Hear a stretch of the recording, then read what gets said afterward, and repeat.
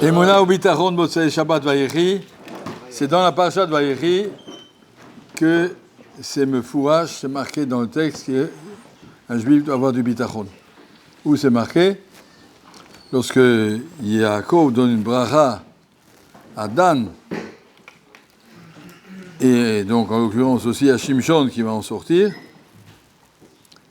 ça se termine par les trois mots Lishuatecha Kiviti Hashem.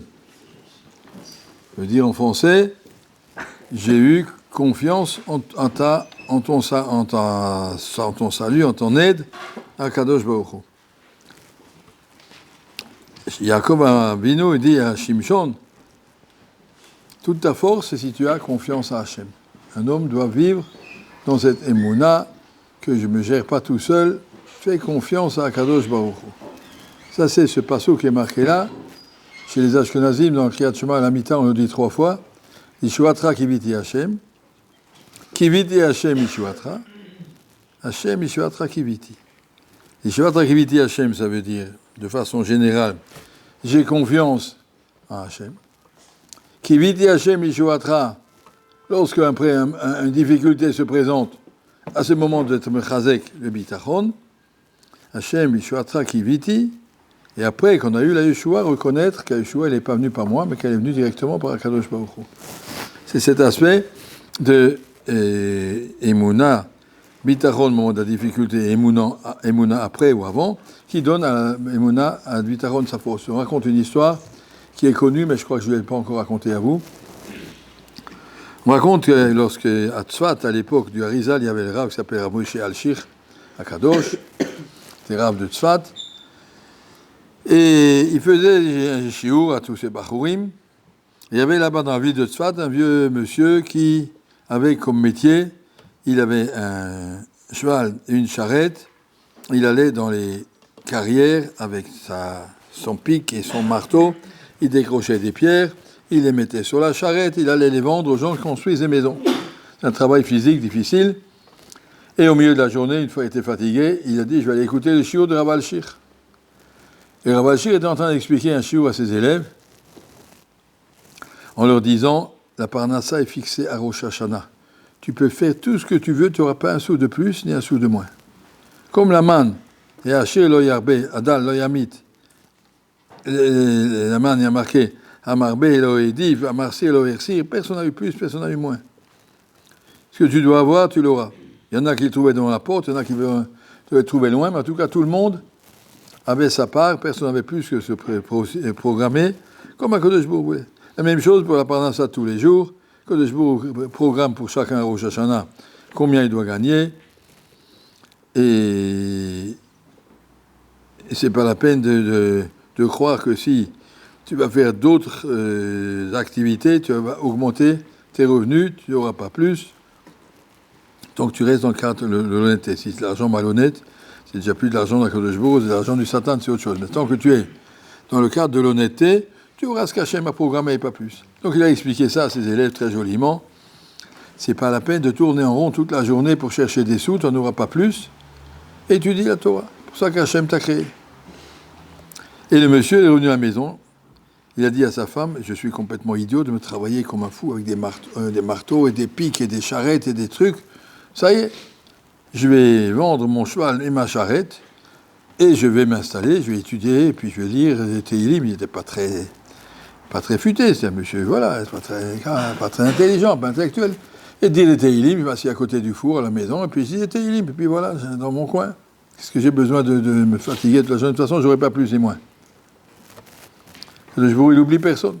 Donc il a mis son cheval et sa charrette en vente, il y a un goy qui l'a acheté, il a expliqué au goy, voilà le travail. Voilà le pic, voilà le marteau, voilà le cheval, voilà la charrette. Vous prenez des pierres, vous allez vendre à tous les chantiers du village. Et ben, c'est une bonne parnassa. Le bonhomme lui a donné des sous, il a acheté, il a vendu sa charrette. Et sa femme lui a dit qu'est-ce qu'il y aura. Il a dit il y aura la même chose qu'avant. Kodesh Baruch Hu a dit qu'il s'occupe de nous à Rosh Hashanah. Il s'occupera, c'est tout. Moi, je n'ai pas besoin de m'inquiéter. Il s'est mis dans son coin, il a étudié. Et puis, l'après-midi, le cheval et la charrette, ils reviennent tout seuls, pas de goy. Le cheval et la charrette reviennent tout seuls à la maison. Il dit à sa femme, où il est? Qu'est-ce qui arrive? Il ne va pas revenir chez nous, il va revenir chez le goy. Qu'est-ce qui est arrivé?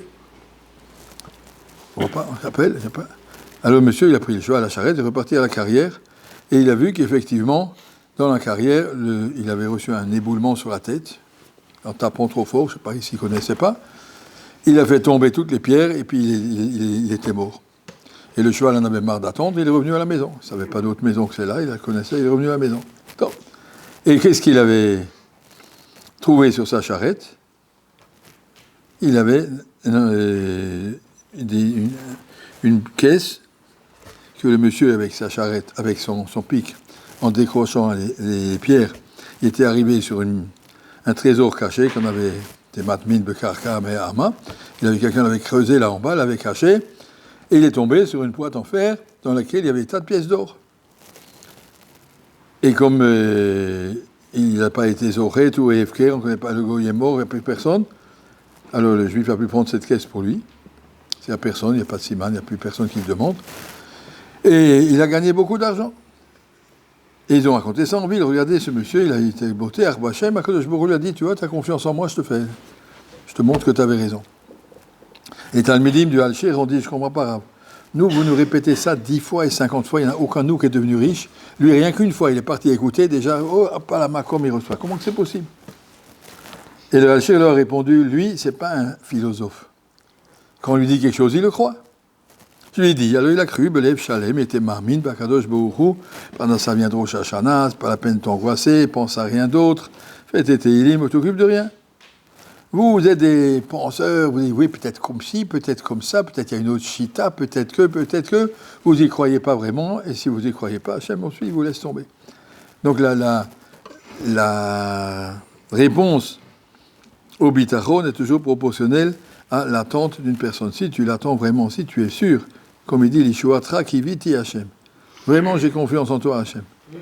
Et kiviti Hachem, Ishuatra, vraiment, je sais au moment du besoin que j'ai confiance en toi, je ne suis pas angoissé. Ça n'empêche pas s'il faut faire une ishtadut ou non. Mais en tout cas, je ne suis pas angoissé, ce n'est pas mon souci. De toute façon, je sais qu'il n'y aura pas plus ni moins que ce qui était prévu. Alors je le fais. Et après mi-mai, là, Hachem, je vais savoir remercier quand il y a quelque chose. Pas dire, ah bah t'as vu, il a eu de la chance, il est doué, ou bien rien du tout. C'est Kadosh Baruch qui partage. Merci à Kadosh Baruch pour ce que tu me donnes.